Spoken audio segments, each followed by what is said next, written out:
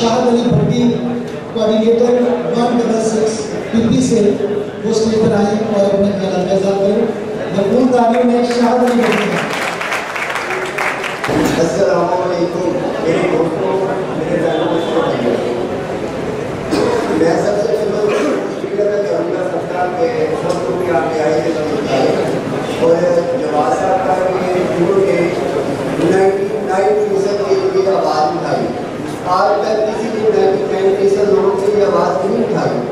तो जब मैंने इनके बारे में सुना तो यार ये एक बंदा अकेला खड़ा होकर 99% बंदों की आवाज़ उठा रहा है, ये तो आवाज़ मेरी है। तो जब ये बंदा मेरी आवाज़ उठा रहा है तो मैं इसके साथ क्यों नहीं खड़ा हो सकता।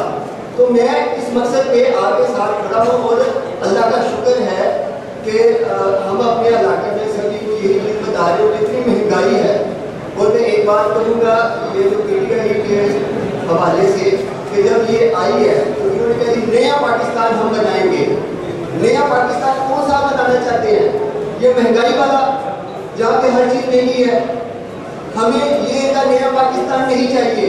हमें अपना पुराना पाकिस्तान ही अच्छा है जो हमें हमारे कायदे आज़म ने दिया, वो हमारे लिए ठीक है। हम इसको बेहतर कर लेंगे, मगर ऐसे चोर लटेरे हमें नहीं चाहिए। जैसे ये चोर लटेरे आ गए हैं और इन्होंने अपनी पार्टी का नाम क्या रखा हुआ है, तहरीके इंसाफ। आप क्या समझते हैं इनका नाम ये होना चाहिए तहरीके इंसाफ? मैं तो नहीं समझता। मेरी सोच के मुताबिक इनका नाम होना चाहिए तहरीके आल माफिया पाकिस्तान, क्योंकि ये सारे माफिया लोग हैं। जो माफिया लोग आ रहे हैं यहाँ पे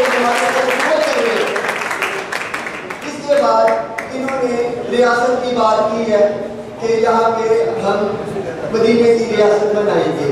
ये कौन सी रियासत है? लोग भूखे मर रहे हैं, लोगों के पास पैसे नहीं है।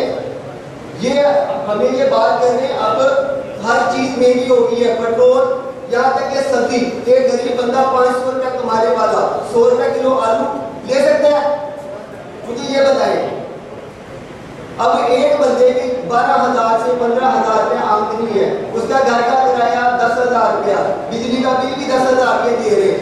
ये कौन सी ये है रियासत जो हमें ये देना चाह रहा है? ये मदीना की रियासत नहीं है।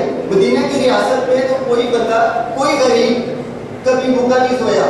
यहाँ पे रोज पता नहीं कितने हजारों लोग भूखे सोते हैं। ये कहाँ गई इनकी मदीना की रियासत? मुझे ये बताएं।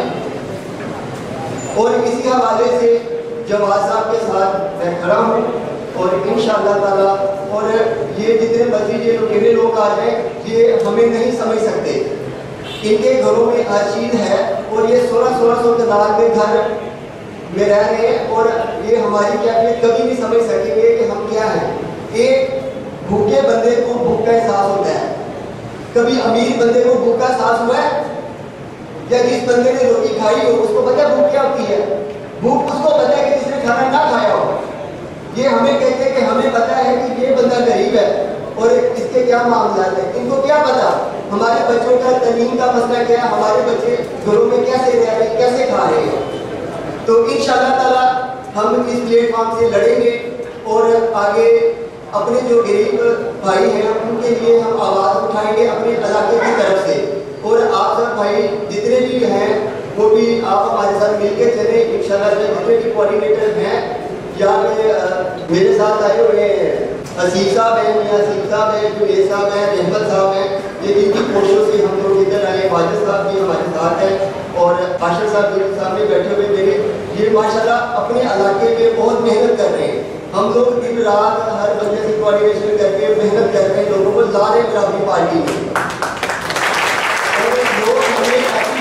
जिसको हम बताते हैं कि हम जवाद साहब के साथ खड़े बराबरी पार्टी में, वो बंदा हर बंदा यही कहते हैं कि यार जवाद साहब ने अच्छा कदम दिया है। ऐसा किसी बंदे ने ऐसी बात नहीं की। 99% यानी कि गरीब लोगों की आवाज़ महंगाई को फांसी दो, महंगाई को फांसी दो। हमें सभी ने पढ़ा है, सभी लोगों ने पढ़ा है कि महंगाई को फांसी दो। महंगाई को फांसी देने का मकसद कि ये जो लोग हैं, इसमें जो करप्ट लोग हैं जो यहाँ पे पैसे लगाकर बाद में पैसे रिकवर करते हैं। अब ये देखिए जहांगीर तरीन है, जहांगीर तरीन ने पैसे लगाए पीटीआई पे और उसके बाद क्या हुआ? अब हमारे पंजाब में सबसे ज़्यादा आटा और चीनी है, हमारी अपनी पैदावार है ना, तो कहाँ आटा कहाँ चीनी है, मुझे बताएं आप। अगर किसी को नजर आता है आटा चीनी तो मुझे बताएं। यहाँ पे इतनी शादी क्यों हो गई, ये कहाँ पे हमारा आटा गया, कहाँ चीनी गई। एक पाकिस्तान का वजीर आजम जब आता है सीट पे, उसको अपना नहीं पता कि डॉलर किधर जा रहा है, महंगाई किधर जा रही है, वो कहता जी मैं करूँगा, क्या करेगा वो। ये लोग कुछ नहीं करेंगे, हमें खुद खड़ा होना पड़ेगा, हम खुद करेंगे, इनको बताएंगे और ये यहाँ पे इस सीट पे नहीं रहने देंगे इनको इंशाअल्लाह ताला।